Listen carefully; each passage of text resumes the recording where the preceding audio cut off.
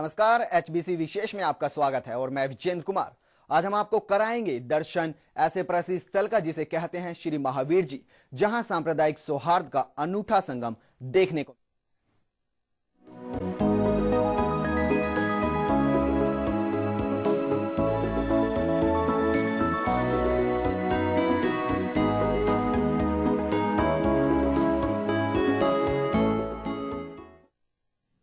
जी हां, कला के लिए पूरे विश्व में मशहूर बूंदी शैली अब अस्तित्व खोती जा रही है। इस शैली को आज जरूरत है संरक्षण की, ताकि इसके जरिए पेट भरने वाले लोगों को इससे जुड़ा हुआ रखा जा सके, वरना समय के साथ ये शैली भी खत्म हो जाएगी। ऐसा ही कुछ लोगों की दास्तां को लेकर पेश है ये विशेष रिपोर्ट।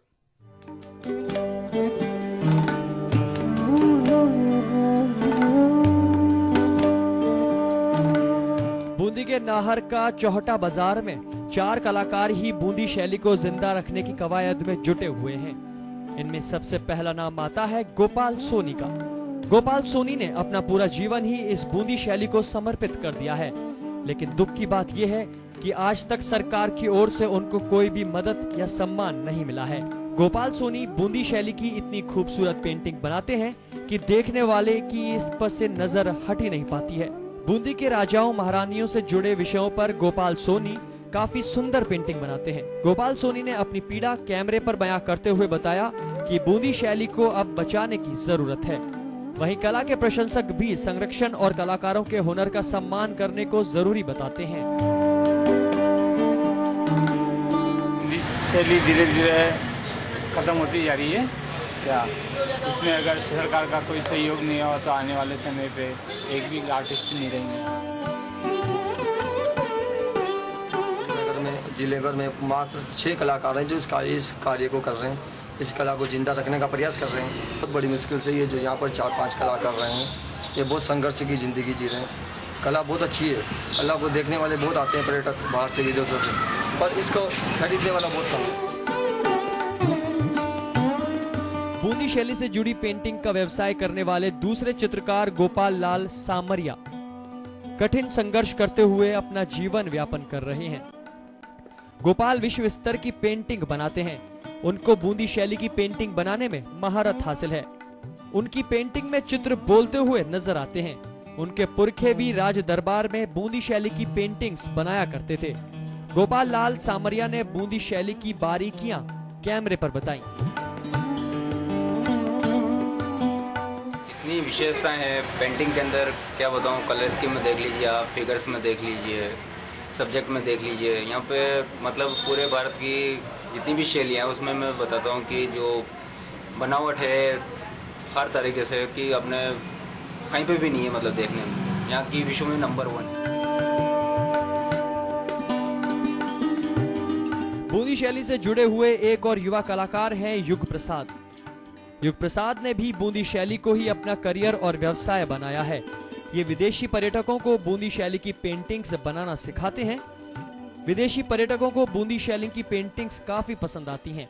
हमें युग प्रसाद की दुकान पर इजराइल की पर्यटक रोटेम बूंदी शैली की पेंटिंग सीखती भी नजर आई। रोटेम ने भी बूंदी शैली की काफी प्रशंसा की। सरकार से सहयोग की उपेक्षा है। मैं यहाँ पर्यटकों के आने की वजह से यहाँ के कलाकारों की दशा में कुछ परिवर्तन आया है और यहाँ के कलाकार यहाँ की बूंदी शैली की पेंटिंग है और उनकी कॉपियाँ बनाकर जो बेच रहे हैं वो पर्यटकों को बहुत अच्छी लगती है और ये पर्यटक मुँह मांगे दामों पर इनको खरीद रहे हैं। अब जरूरत है सरकार को इन कलाकारों की ओर ध्यान देने की, ताकि इनके साथ ही इनकी कला को भी जीवित रखा जा सके। एचबीसी न्यूज के लिए बूंदी से भवानी सिंह की रिपोर्ट।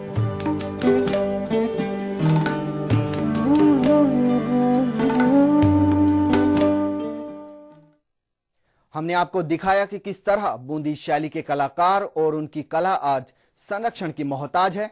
कुछ और भी कलाकार ऐसे हैं जिन्हें संरक्षण और सम्मान की दरकार है।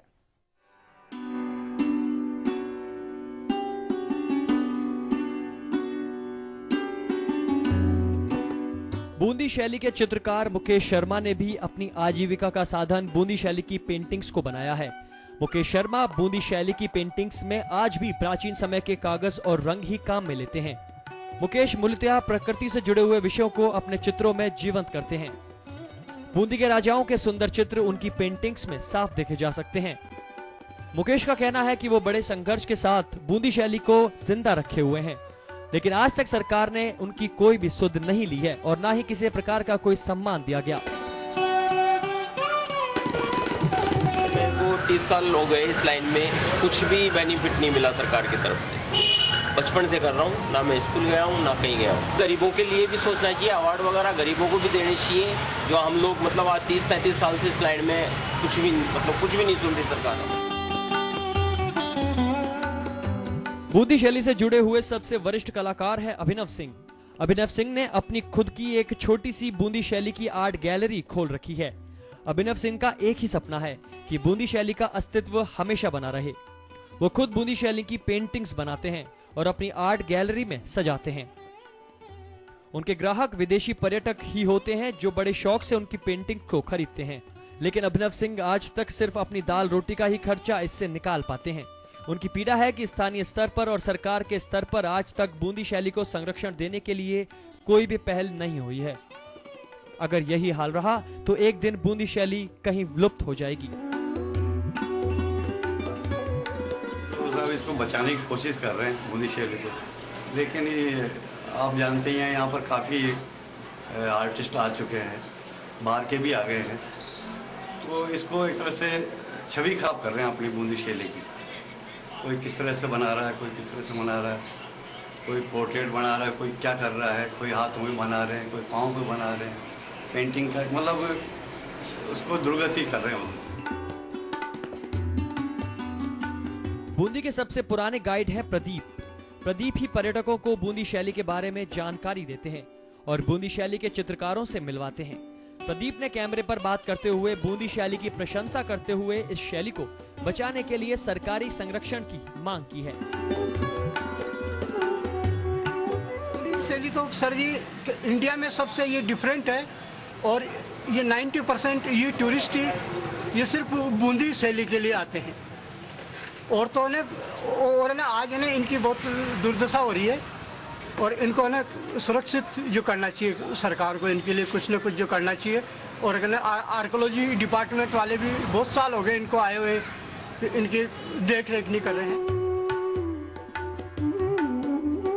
आज वास्तविकता में देखा जाए तो बूंदी शैली को बचाने की जरूरत है और साथ ही इस शैली से जुड़े हुए कलाकारों के हुनर के सम्मान की भी आवश्यकता है। वहीं सरकार को भी बूंदी शैली के संरक्षण की एक पहल करनी चाहिए। HBC न्यूज के लिए बूंदी से भवानी सिंह की रिपोर्ट।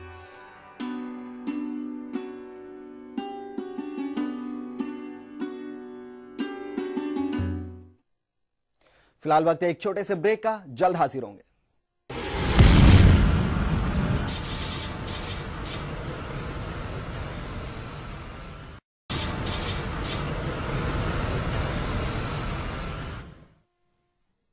ब्रेक के बाद आपका स्वागत है। चलिए अब बात करते हैं उत्तर भारत के प्रसिद्ध जैन तीर्थ स्थल श्री महावीर जी की, जहां आपसी भाईचारे और सांप्रदायिक सौहार्द 12 महीने गंगा के निर्मल जल की तरह बहता रहता है। यहां सभी धर्मों के लोग आस्था प्रकट करते हैं। पेश है ये खास रिपोर्ट।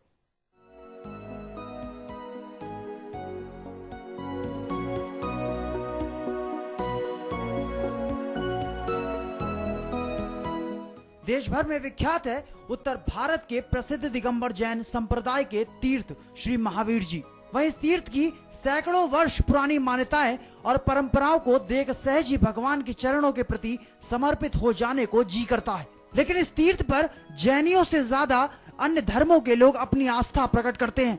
तभी तो चैत्र मास में लगने वाले वार्षिक मेले में भगवान महावीर के रथ को मीणा समाज के लोग खींचकर गंभीर नदी तक ले जाते हैं। वहीं गुर्जर समाज के लोग गंभीर नदी से रथ को वापस लाते हैं। जाटव समाज के लोगों द्वारा पूजा अर्चना कर रथ को भगवान महावीर के मंदिर से रवाना किया जाता है। तो रथ पर मुख्य सारथी बनने का सौभाग्य हिंडौन के उप जिला कलेक्टर को होता है। फिर वह चाहे किसी जाति और धर्म का हो, भगवान महावीर के रथ पर बतौर सारथी कई बार मुस्लिम समाज का अधिकारी भी बैठ चुका है।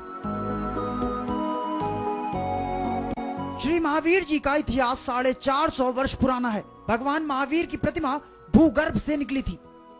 बताया जाता है कि सैंड स्टोन से बनी इस प्रतिमा का निर्माण 10वीं शताब्दी में हुआ था। लेकिन उद्भव 15वीं सदी में गंभीर नदी के तट पर अलौकिक चमत्कार के जरिए हुआ। इस तीर्थ क्षेत्र के उद्भव के बारे में बताया जाता है कि लगभग 450 वर्ष पूर्व चांदन गांव के ऊबड़ खाबड़ टीलों में विचरण करने वाली एक गाय का दूध एक खास स्थान पर स्वतः ही झर जाता था। यह स्थान गंभीर नदी के टीलों के बीच स्थित था। गाय जब कई दिनों तक लगातार बिना दूध के घर पहुंचती रही तो गाय के मालिक जाटव जाति के कृपादास ग्वाले ने इसका कारण जानने के लिए गाय का पीछा किया। कृपादास ने गाय के स्तनों से स्वतः ही दूध झरने के अलौकिक चमत्कार को अपनी आंखों से देखा तो उसे विश्वास ही नहीं हुआ कि उसकी भयामा नामक गाय के थनों से अपने आप दूध झड़ रहा था। इसके बाद ग्वाले ने कौतूहलवश टीले की खुदाई की तो वहां भगवान महावीर की मूंगा वर्णीय दिगंबर प्रतिमा प्रकट हुई। चर्चाओं के अनुसार तेजी से फैले चमत्कार का असर इस कदर हुआ कि दिगंबर जैन धर्मावलंबियों ने प्रतिमा को उस स्थान से जब दूसरी जगह ले जाना चाहा, लेकिन प्रतिमा चलना तो दूर हिली तक नहीं। लेकिन जैसे ही टीले से भगवान को खोदकर निकालने वाले कृपादास ने भगवान के चरणों में वंदना कर प्रतिमा को हाथ लगाया तो प्रतिमा को ले जाने वाला रथ अपने आप ही चल पड़ा।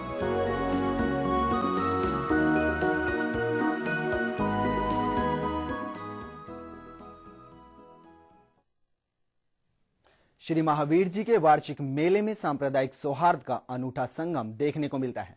वहीं रत्नों से जड़ित सैकड़ों प्रतिमाएं मंदिर की आभा को निखार रही हैं। आइए डालते हैं एक नजर।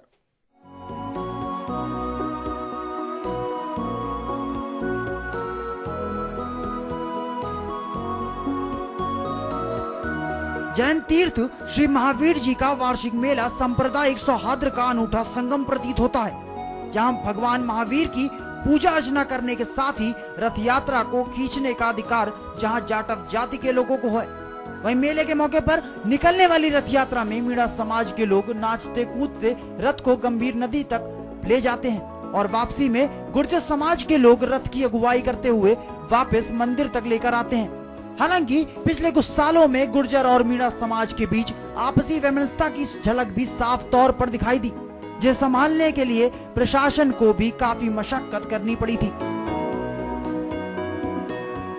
जैन अनुयायियों के अलावा अजैन ग्रामीण खासकर पशुपालकों में भगवान महावीर के प्रति अटूट श्रद्धा इस कदर भरी हुई है कि जब घर में दुधारू पशु लाया जाता है तो उसके पहले दूध को भगवान श्री महावीर, जिसे वे पहले चांदनपुर वाले बाबा के नाम से पुकारते हैं, के चरणों में चढ़ाते हैं। मान्यता है कि इससे उनके पशुओं को कोई बीमारी नहीं घेरती है। यही नहीं, घरों में पहले दूध से बनने वाली खीर पर भी बाबा का ही हक होता है। वहीं भगवान महावीर के मुख्य मंदिर में बने तलघर, जो कभी भगवान महावीर का मूल मंदिर हुआ करता था, जिसमें विराजित रत्नों की सैकड़ों प्रतिमाएं मंदिर की आभा को और निखार रही हैं।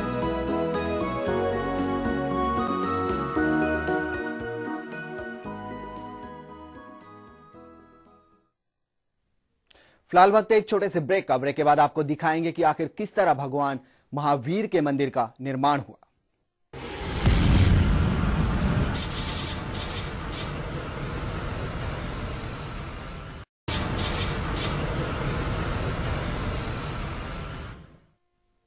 ब्रेक के बाद आपका स्वागत है। ब्रेक से पहले हमने दिखाया कि किस तरह चमत्कार पे चमत्कार हुए और भगवान महावीर की प्रतिमा खुद चल पड़ी। चलिए आपको दिखाते हैं कि किस तरह हुआ मंदिर का निर्माण।